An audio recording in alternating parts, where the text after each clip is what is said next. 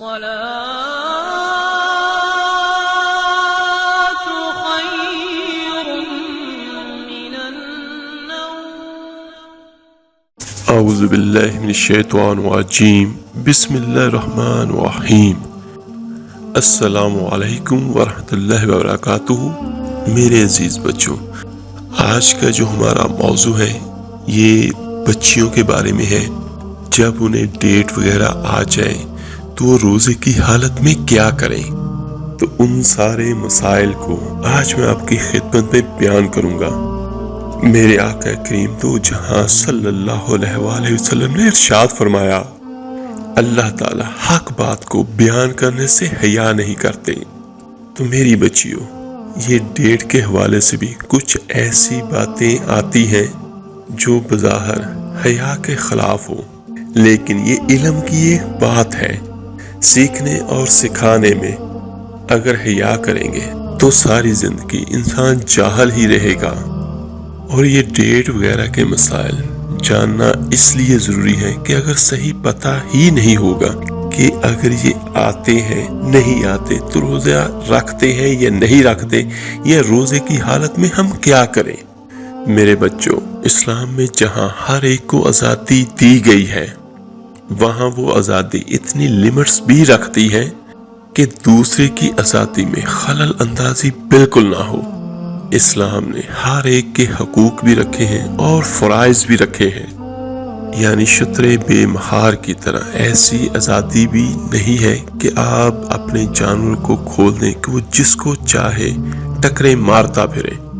تو میرے بچوں، اسلام قطعاً ایسی آزادی نہیں دیتا جس سے دوسروں کی آزادی مجروح ہو یا ان میں خلل پڑے یا دوسروں کی سہولت میں تنگی پڑے. تو میری بچیوں، اسلام میں حیض کی حالت میں عورتوں کو کیوں منع کیا گیا ہے کہ یہ حالت صحت کی نسبت بیماری سے قریب تر ہے. جب جسم سے مستقل طور پر بلڈ نکل رہا ہو تو انسان کو عام حالات سے زیادہ انٹیک کی ضرورت ہوتی ہے. یعنی اچھی خوراک کی ضرورت ہوتی ہے، لیکوڈ کی شکل میں، کچھ کھانے پینے کی شکل میں. اگر ایسے میں بچیاں روزہ رکھ لیتی ہیں تو ان کی صحت پر برے اثرات مرتب ہوں گے. تو یہ اسلام میں ایک سہولت دی گئی ہے کہ حیض کی حالت میں روزہ نہ رکھیں. اگر کوئی عورت رمضان میں فجر کی نماز سے پہلے حیض سے پاک ہو جائے اور غسل کا وقت نہ ہو تو وہ پہلے روزہ رکھ کر بعد میں غسل کر سکتی ہے. لیکن اگر اذان کے بعد اس کو پاکی حاصل ہوئی ہے، یعنی بعد میں بھی سپاٹ وغیرہ کوئی لگا ہے اور سورج نکلنے کے بعد آپ پاک ہو رہے ہیں اور نہا رہے ہیں اور روزہ آپ صبح سے رکھ چکے ہیں، تو میرے بچوں وہ روزہ نہیں ہوگا.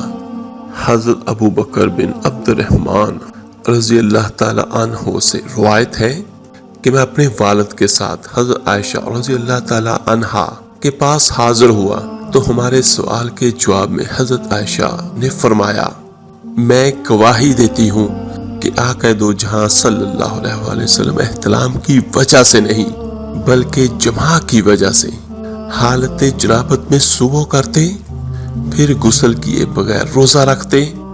اس کے بعد ہم دونوں حضرت ام سلمہ رضی اللہ تعالی عنہا کی خدمت میں حاضر ہوئے تو انہوں نے بھی ایسا ہی فرمایا. تو اس سے کیا پتہ چلتا ہے کہ حالت جنابت میں سحری کھائی جا سکتی ہے، اگرچہ نماز سے پہلے نہانا ضروری ہے، کیونکہ نماز جو ہے وہ تو پاک ہو کر ہی اللہ کی بارگاہ میں حاضر ہوں گے. اسے بخاری نے روایت کیا ہے.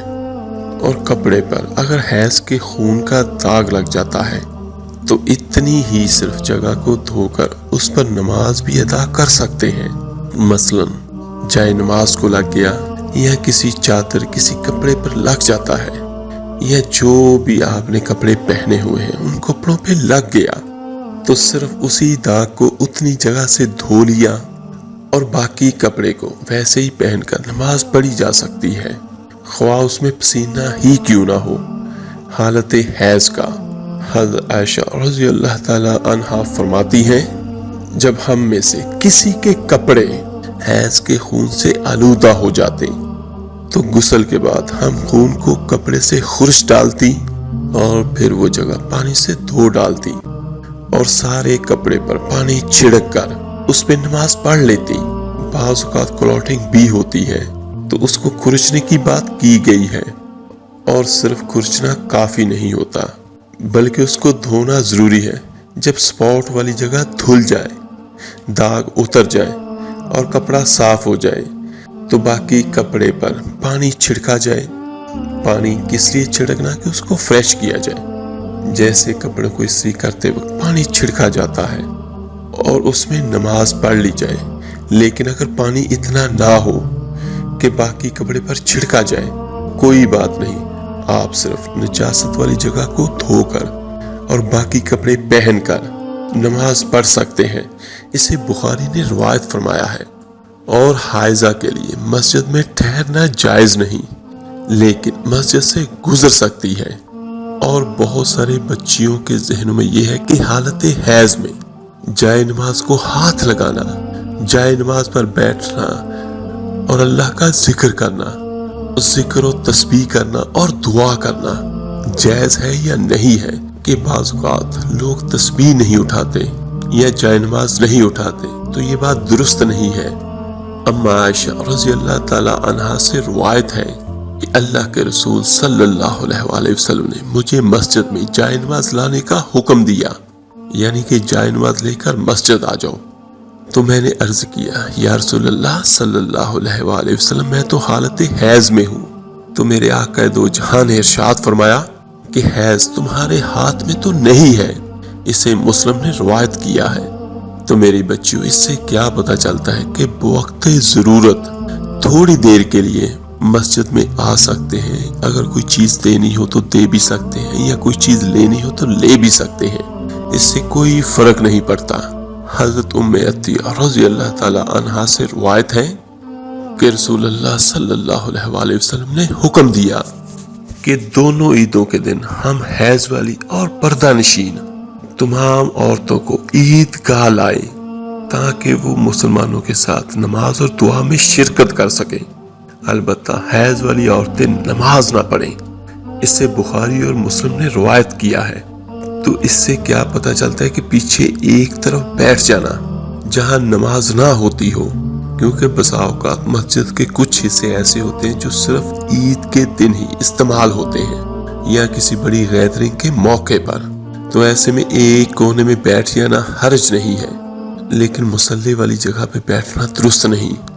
اور آپ دعا وغیرہ مانگ سکتے ہیں، تو صرف وہ جگہ جہاں میں دن میں 5 مرتبہ اللہ کے لیے نماز ہوتی ہے وہاں بس جانا منع ہے۔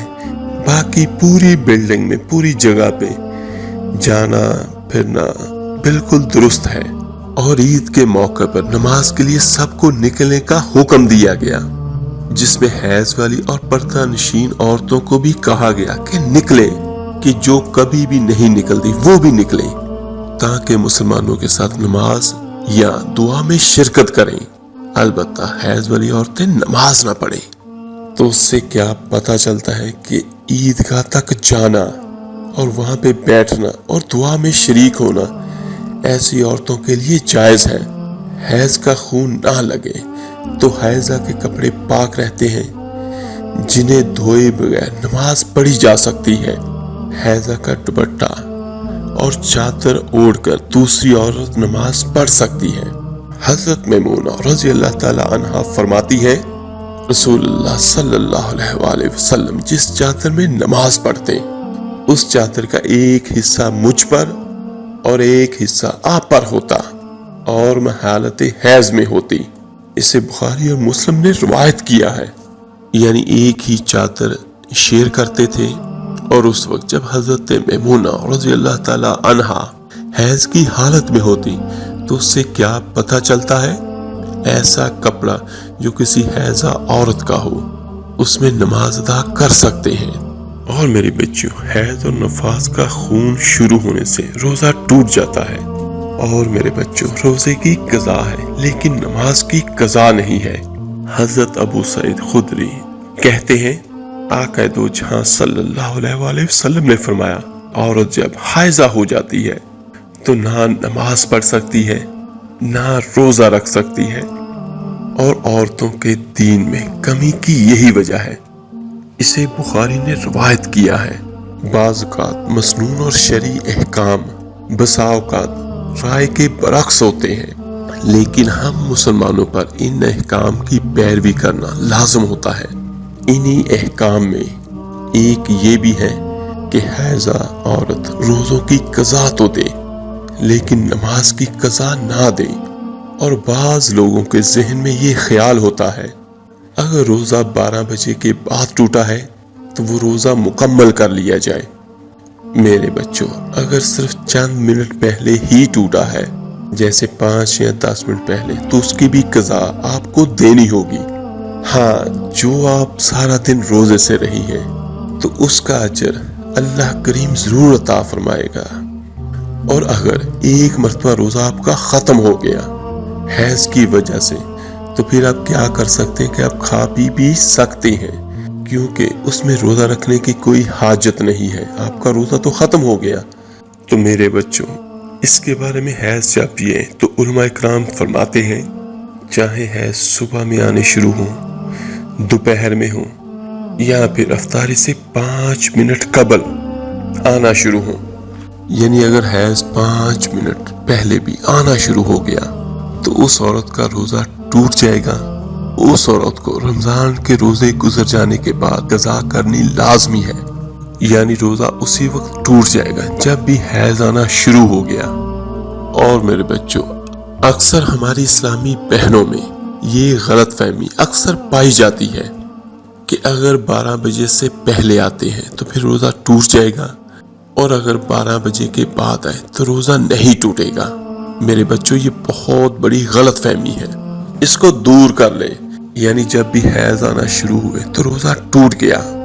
اور دوسرا مسئلہ یہ ہے کہ اگر کسی اسلامی بہن اور بچی کو حیض آ گئی ان ایام میں، یعنی رمضان المبارک کے مقدس مہینے میں، تو ہماری اسلامی بہنیں کافی عبادت گزار ہوتی ہیں ان ماہ سیام میں، تو وہ بہت پریشان ہو جاتی ہے کہ 1 سال کے بعد یہ مہینہ آیا ہے، قسمت میں نصیب ہوا ہے، پتہ نہیں پھر ہو یا نہ ہو، اور ہم اس کی برکتیں حاصل کرنا چاہتی تھی، لیکن ہمارے ساتھ یہ معاملہ ہو گیا تو ہم کیا کریں؟ تو میرے بچوں، پریشان ہونے کی ضرورت نہیں، یہ اللہ کی طرف سے ہے قدرتی طور پر۔ حضرت ام المومنین حضرت عائشہ رضی اللہ تعالیٰ عنہ فرماتی ہے کہ میں اس عارضے میں مبتلا ہوئی اور مجھے اللہ کے نبی صلی اللہ علیہ وآلہ وسلم نے ارشاد فرمایا، اے عائشہ، پریشان کیوں ہو؟ یہ ابن آدم یعنی آدم کی بیٹیوں کی تقدیر میں اللہ تبارک و تعالیٰ نے یہ چیز لکھ دی ہے، یعنی آدم کی بیٹیوں کے لیے اللہ تعالیٰ نے یہ لکھ دیا ہے، تو تمہیں پریشان ہونے کی ضرورت نہیں ہے۔ اگر اس طرح کا معاملہ پیش ہو جائے تو میرے بچوں، پریشان ہونے کی کوئی ضرورت نہیں ہے۔ اللہ تعالیٰ آپ کی نیتوں کو بہتر جاننے والا ہے۔ تو میرا اللہ کیا فرماتا ہے کہ جس کو جتنا چاہوں میں ثواب کو بڑھا دوں، تو وہ آپ کی نیت ہوگی تو اللہ تعالیٰ کے ثواب دینے میں کوئی کمی نہیں ہے۔ تو جو بچیاں نماز نہیں پڑھ سکتی یا قرآن مجید کو ہاتھ لگا کے اس کی تلاوت نہیں کر سکتی، اس کے علاوہ بہت ساری عبادات ہیں جو آپ کر سکتی ہیں اور رمضان المبارک کی برکتیں حاصل کر سکتی ہیں۔ مثال کے طور پہ آپ ان ایام میں درود مبارکہ پڑھ سکتے ہیں، کلمہ شریف کا ورد کر سکتے ہیں، زبانی جو بھی آپ کو قرآن کی آیت ہو آپ پڑھ سکتی ہیں، سبحان اللہ کی تسبیح پڑھ سکتے ہیں، تیسرا کلمہ پڑھ سکتے ہیں۔ پہلے کلمے کی بہت فضیلت ہے، تیسرے کلمے کی بہت فضیلت ہے، اور سبحان اللہ کہنے کی فضیلت بہت بڑی ہے۔ سبحان اللہ کہنے کے بارے میں جو بندہ یا بندی یہ لفظ کہتا ہے سبحان اللہ 1 مرتبہ، تو اس کے لیے جنت میں ایک درخت لگا دیا جاتا ہے۔ اور اس کے بارے میں تو یہ ہے کہ یہ 2 الفاظ زبان پہ ہلکے لیکن میزان میں بھاری ہیں، تو اس کی آپ تسبیح کرتی رہا کریں، بسم اللہ الرحمن الرحیم، سبحان اللہ و بحمدہ سبحان اللہ العظیم، تو یہ اللہ تعالیٰ کو بہت محبوب بھی ہے۔ صرف ان ایام میں نماز نہیں پڑھ سکتی، روزہ نہیں رکھ سکتی، اور قرآن مجید کو ہاتھ لگا کے آپ اس کی تلاوت نہیں کر سکتی، اور اس کے علاوہ جو بھی آپ کو یاد ہو یا ذکر اذکار وہ آپ سارے کر سکتی ہیں۔ تو اگر یہ معاملہ آپ کے ساتھ پیش آ گیا تو آپ ذکر اذکار کریں اور رمضان المبارک کی برکتیں حاصل کریں۔ اور ایک اور جو بہت اہم مسئلہ ہے، اگر کسی عورت کو حیض آنا شروع ہو جائے تو اگر 10 دنوں کے اندر اندر وہ حیض آنا بند ہو جائے، جب بھی حیض آنا بند ہو جائے تو اگلے دن کا روزہ ضرور رکھے۔ لیکن اگر کسی عورت کو 10 دن حیض آیا یا 2 دن یا 3 دن جتنے بھی اس کی ڈیٹس ہوتی ہے، اس کے بعد نیکسٹ ڈے بھی اگر حیض آتا ہے تو اس کے اگلے دن جو اس کی روٹین ہوگی جتنی بھی، تو اس کے اگلے دن وہ روزہ بھی رکھے گی اور نماز بھی پڑھے گی، کیونکہ وہ حیض نہیں ہے۔ حیض کی شرعی مدت زیادہ سے زیادہ 10 دن کی ہوتی ہے۔ اگر کسی عورت کو 10 دن حیض آیا اور 10 دن کے بعد حیض آنا بند ہو گیا تو وہ 10 دن حیض کے دنوں میں شمار ہوگا، اور اگر 11واں دن شروع ہو گیا تو اسے خون آنا ابھی بند نہیں ہوا تو 11ویں دن روزہ بھی رکھے گی اور نماز بھی پڑھے گی، کیونکہ جو آپ کے مخصوص ایام ہیں ان کے بعد جو بلیڈنگ ہوتی ہے وہ آپ کی بیماری ہے، تو بیماری میں نہ روزہ معاف ہے اور نہ ہی نماز معاف ہے۔ اللہ تعالیٰ سے دعا ہے اللہ تعالیٰ ہم سب کو دین کی سمجھ عطا فرمائے، آمین ثم آمین۔ تو ملتے ہیں جلدی انشاءاللہ تعالیٰ ایک نئے وظیفے اور عمل کے ساتھ۔ اپنا بہت بہت خیال رکھیے گا۔ اللہ حافظ۔